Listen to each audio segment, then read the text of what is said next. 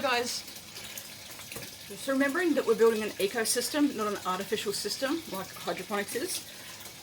We're using bacteria that we can find anywhere in nature, so that's why it's perfect if you've got it outdoors, because you can get the bacteria from outside. If you happen to have it inside, then you might need to add some bacteria, but you do still have these types of bacteria inside. Also depends on where you live. If you live in a freezing cold area, they'll be harder to grow. What you need though is you need something for the bacteria to start eating with. Okay, so this is the ammonia. Okay, so we're testing ammonia. And I don't have fish in the system at the moment. I've been cycling it using an ammonia source. So that's mashed up fish basically with a bit of seaweed thrown in. It has everything that is generally used, and it's an organic fertiliser. Helps with the environment because carp are a pest in Australia. So this is simulating fish waste. So we've got the ammonia process. So the first bacteria, it needs something to feed on. So your bacteria is always going to need something to feed. If you don't have food, you don't have a home, you don't have water, and you don't have oxygen, then your bacteria will die. So we'll start off going slow. So we have the ammonia, which is what the first bacteria needs. It eats that and then converts it into what we call nitrite. Okay, and we can see that that's present. It should be blue, light blue, and it is bright purple. So lots and lots of nitrite present. We have what we call a spike, and that's what happens. You get that happening, and then when you have your second bacteria present, we get nitrate. Okay, so it consumes, it eats, it then converts the nitrite into nitrate, and that's at a good level for the plants to be able to absorb. And so that's what we call the ecosystem. The fish waste is then converted with the bacteria that's in a normal ecosystem into a fertiliser that the plants can absorb. The plants will then filter that out and put clean water back into the fish tank. Now, because this is cycling, which means we're growing the bacteria at the moment, I still have ammonia present and I still have the nitrite present. When this is completed cycling, there will be no more ammonia present and no more nitrite present, only the nitrate.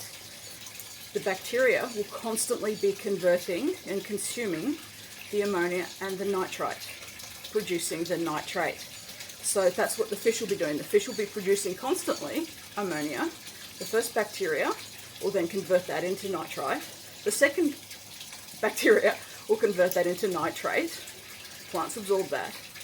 If you don't have nitrate at all in your system, then that means that you've got too many plants and not enough fish. Got to remember though, fish grow.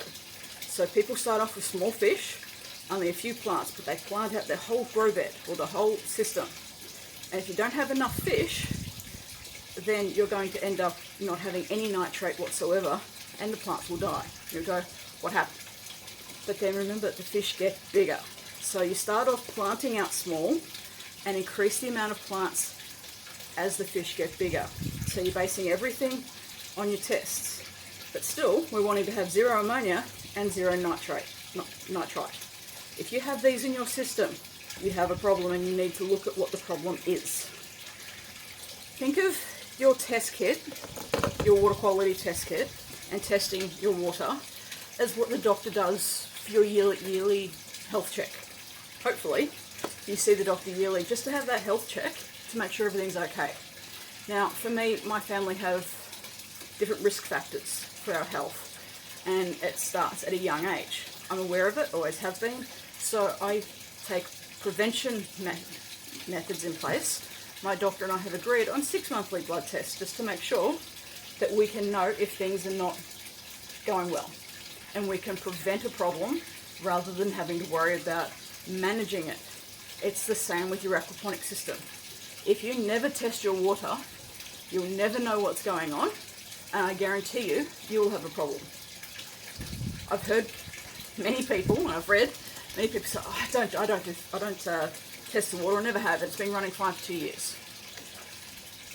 Here's the thing, especially when it comes to pH, your pH will naturally drop during this nitrification process.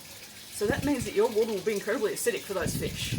And while they might not be complaining, they might be getting really sick. or their immune system might be getting much weaker than normal.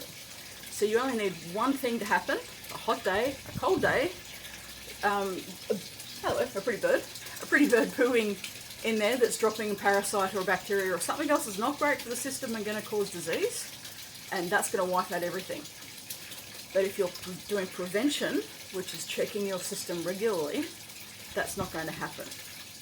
So there are tests that you need to do very regularly: your ammonia, your nitrite, and your nitrate. You also need to test your pH.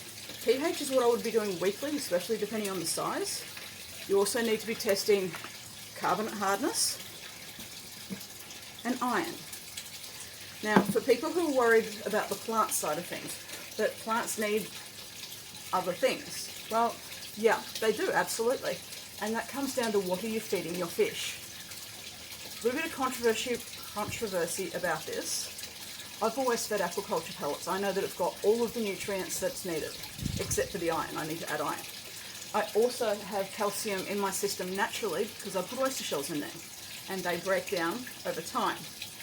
So if you're worried about, what about phosphates and potassium and calcium and anything else that you're worried about, and all of those trace elements, that's actually one of the reasons I prefer to use the aquaculture pellets. Now, I've studied aquaculture for 4 years. I know how to make my own food.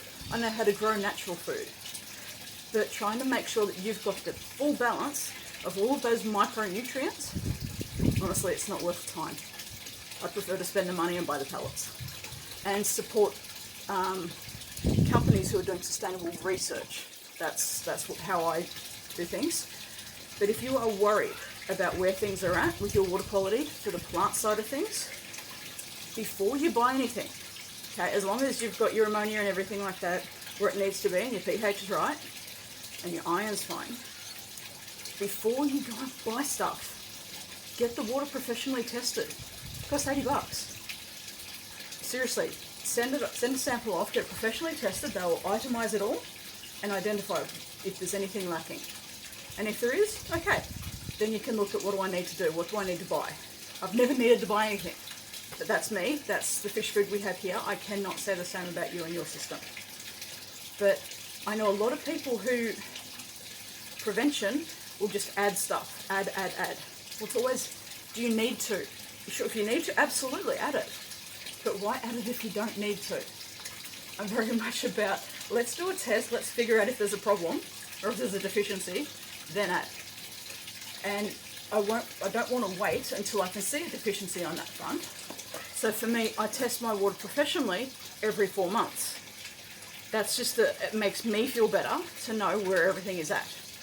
Okay? You might choose every 6 months, 12 months. You might be paranoid and get all of the tests and do it all every month. You might just add all the supplements and go, it's better to have it in the system. Can you have too much of stuff in the system? Yeah, you can. Especially if it doesn't go away. For instance, people put salt in their system, okay? And one of the reasons people put salt in the system is it prevents disease. No, not really, but we'll just for the sake of argument go, yes, okay, fine. It does help if you get nitrite poisoning. It helps with the blood to be able to uptake oxygen. But you shouldn't have nitrite poisoning. Okay? That shouldn't be part of your system plan. But in case you get it, what I would be doing is I would be putting my fish into a quarantine system and dealing with the water quality separately. I wouldn't be trying to put salt in the system. If I put salt in that system, it's going to affect the plants. It also builds up in your system. It doesn't evaporate. Okay, so it'll just get saltier and saltier. So that means you need to have your EC, electric current meter, and be checking it and make sure that it's working fine, doing everything it does. But you're still going to need to take it out. So you're still going to need to do water exchanges. And as far as it prevents disease, well, what do the doctors always, and I know I don't want to go into the controversy of doctors, but we know that different diseases become used to the antibiotics. So they become antibiotic resistant. It's the same with salt. If you've constantly got, say, 2 parts per million of salt in your system, any disease or bacteria will get used to that amount of salt and it'll adapt and adjust to that. So that means you then have to put more salt in and more salt in. Or if you sit there and go, okay, well, I want to do a prevention, what can I do? I'll have a quarantine system set up, and every couple of months I'll take the fish out of one fish tank, put it in the quarantine system in a salt bath. Bob's your uncle. It's all sweet. You're doing prevention without needing to impact your aquaponics ecosystem. If they do get sick, again, take sick fish out of your system and pop it into a salt bath. Keep it quarantined. And people say, oh, but I don't have room for a big system. I use a bathtub. It's stuck up the side of my home. I pull it out when I need to. And then I add the salt. The salt's in the garage. If I need to keep them overnight, or I'll take some of the bacteria out of the sump, I'll pop it into that, have an aerator in there. Again, Bob's your uncle. It looks after it, and they're sitting in the salt bath going sweet. I don't need to mess around with this ecosystem. But we'll talk about that another time, and I know that I'm a bit different on this front. And that's, I guess, that is my aquaculture training. When we had sick fish in our tanks, we would take them out of the tank and put them into a quarantine system and treat them with salt, and when they get better, put them back in the system. That's what we did. If they got sick in the pond, then sometimes you'd have to treat the whole pond with something different. And if you're able to, you can't guarantee you're going to catch all of the fish, and it's a nightmare trying to do all that. But they'll generally treat the pond if that's the case. But you've got a much higher risk of disease in a recirculating aquaculture system. Okay, lots of fish. We have a lot less fish in our aquaponics system, so if you keep your water quality good, the fish immune system good and healthy, you should be reducing the stress and the illness. And when you get your fish, and we'll go through this again, as soon as you get them, salt bath. As soon as they come from the hatchery, salt bath. That way any sickness, if they're sick, if there's anything wrong, they're being treated before they're getting put in your aquaponics system.